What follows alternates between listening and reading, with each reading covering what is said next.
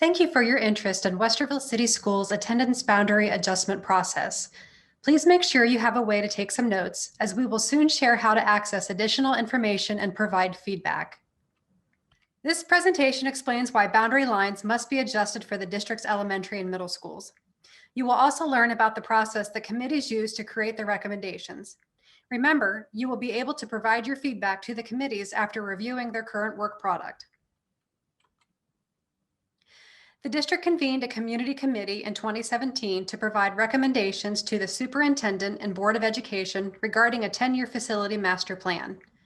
Following a thorough review of enrollment forecasts and other data, one of the recommendations was to build a new middle school and a new elementary school to support projected enrollment growth and address capacity concerns at existing schools. Voters approved a ballot issue in November of 2019 to fund the first phase of identified projects.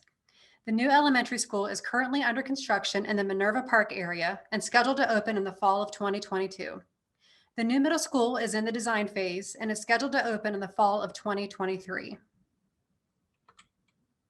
The realignment of school boundaries is happening now to give families enough time to consider and plan for these changes before they take effect in the 2022 and 2023 school years. One boundary committee focused on elementary boundaries and the other focused on middle school boundaries. Each committee included parents, community members, staff members, school principals, and district leadership team members. The work of both committees is being guided by the policy and charge set forth by the Board of Education. The last step in this process will be for these committees to use feedback obtained through this community review process to shape their final boundary recommendations to the superintendent and the board. Committee members received an extensive amount of data and information to support their work. Each committee met independently to develop the recommended boundary changes, and they also collaborated during some meetings for alignment purposes. Committee members used enrollment forecasts, new and planned housing developments, building demographic data, and much more to develop their boundary recommendations. Once this community feedback process concludes, the committees will reconvene to determine how the feedback will shape their final recommendations for the superintendent to take to the Board of Education for approval. The superintendent established a plan development committee to support the realignment committees. In addition to providing requested data and responding to questions from the committees, the PDC is also charged with making sure each committee's recommendation meets the board policies and charge. Board of Education Policy 7110 was revised prior to committee members beginning their work. The full policy is available for you to review at wcsoh.org/boundary. Some of the key policy points require the committee's consideration of things such as walking distances for students who live near several possible schools of attendance, accommodating expected enrollment growth, the effective boundary changes on each school's demographics, and limiting the impact of boundary changes by keeping as many neighborhoods and school relationships intact as possible. This presentation represents the second phase of required community feedback that helps shape the final boundary plan for our elementary and middle schools. It's important to note that high school boundaries are not impacted by this process. The board's charge to the realignment committee is also available for you to review at wcsoh.org/boundary. This document provides more specific guidance to the committee members' work while giving them room and flexibility to complete their task. The school board is expected to hold its first reading of recommended boundaries on February 8th and a final reading to approve the new boundaries on February 22nd, 2021. The new elementary school is scheduled to open the fall of 2022, and revised elementary boundary lines would take effect at that time. Middle school boundary lines would take effect in the fall of 2023, which is when the new middle school is set to open. As previously mentioned, two phases of community engagement are helping to shape committee boundary recommendations. The first phase of community engagement used an online tool called Thought Exchange to collect feedback on one question. Participants also had the ability to rate their level of agreement with the feedback shared by others. Those top-rated results will be shared over the next several screens. You may wish to pause this video on each screen to review the initial feedback that helped guide the committee's work. This gallery walk presentation that you're watching now, along with the feedback you will provide after reviewing the committee's current work product, represents the second phase of community feedback.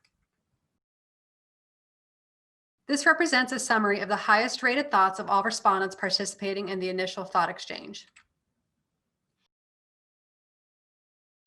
This screen represents the top thoughts of parents and guardians. This screen represents the top thoughts of employees. This screen represents the highest rated thoughts of employees with children enrolled. This screen represents the top thoughts of community members. Two significant themes emerged from the initial thought exchange for the committee's consideration: neighborhoods and their proximity to school buildings, and travel time on school transportation. Regarding neighborhoods and their proximity to schools, we must note that even with the addition of new buildings, there are more students living in the southern portion of the district than there is capacity in all of the schools located there.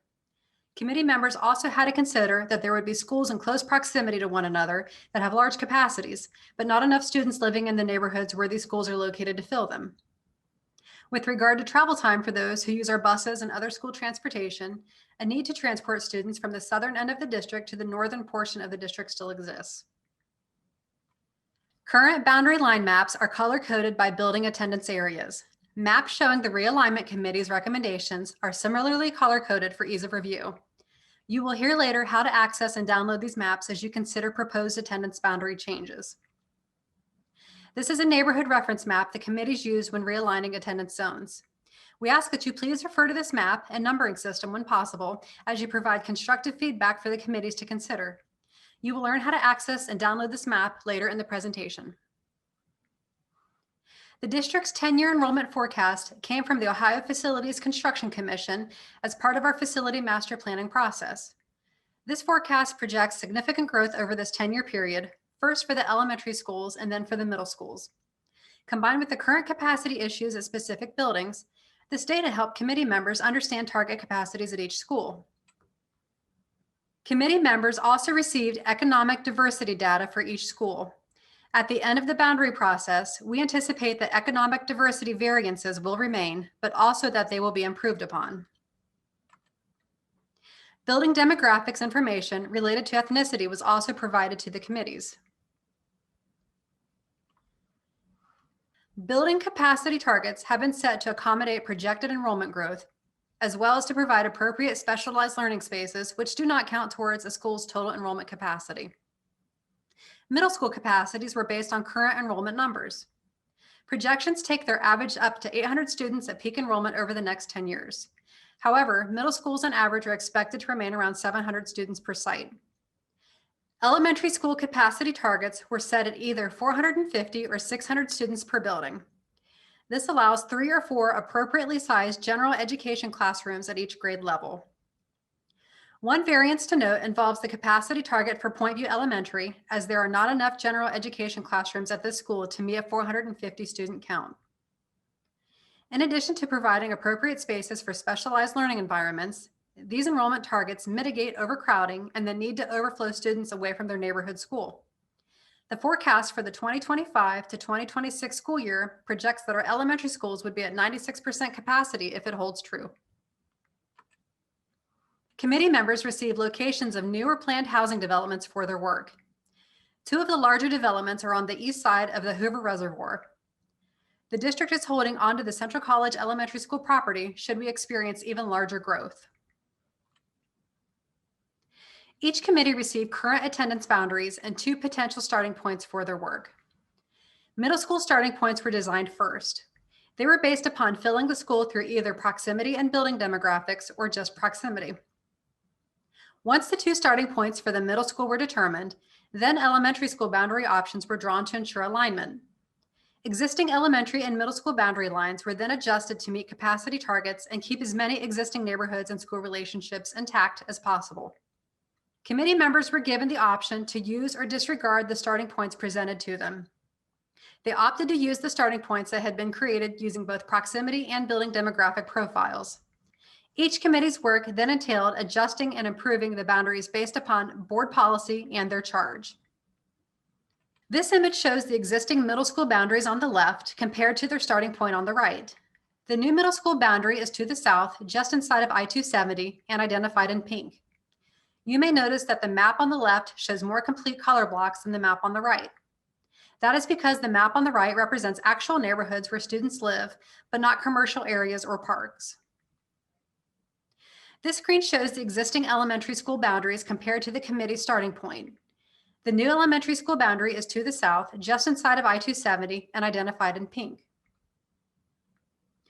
On these next several screens, you will see the current work products of the committees that are being presented for community feedback. You will soon hear how to access additional information that will help you review this work and provide feedback. Remember, please refer to this map and numbering system if possible when providing constructive feedback for the committees to review. You will soon hear how to access this map and others from the district website for a larger view.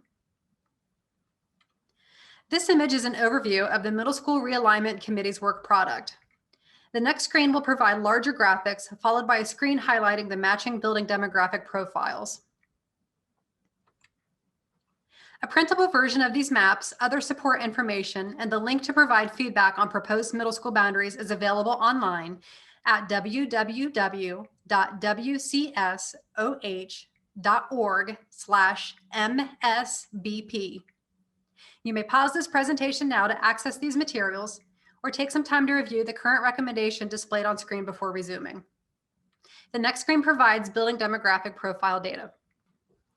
This table compares the middle school building demographic profiles for the 2019 to 2020 school year to what the building demographic profiles would look like with the current recommended boundary lines. A printable version of this document is available at www.wcsoh.org/MSBP. Once again, please visit www.wcsoh.org/MSBP to access maps, download additional information, and provide your feedback on proposed middle school boundaries. The window to provide feedback to the committee is November 16th through December 7th, 2020. This image is an overview of the Elementary School Realignment Committee's work product. The next screen will provide larger graphics, followed by a screen highlighting the matching building demographic profiles. A printable version of these maps, other support information, and the link to provide feedback on proposed elementary school boundaries is available online at www.wcsoh.org/ESBP. You may pause this presentation now to access these materials or to take some time to review the current recommendation displayed on screen before resuming. The next visual provides building demographic profile data. This table compares the elementary school building demographic profiles for the 2019 to 2020 school year to what the building demographic profiles would look like with the current recommended boundary lines. A printable version of this document is available at www.wcsoh.org/ESBP. Once again, please visit www.wcsoh.org/ESBP to access maps, download additional information, and provide your feedback on proposed elementary school boundaries. The window to provide feedback to the committee is November 16th through December 7th, 2020. This concludes the presentation. Thank you for watching and lending your voice to this important process.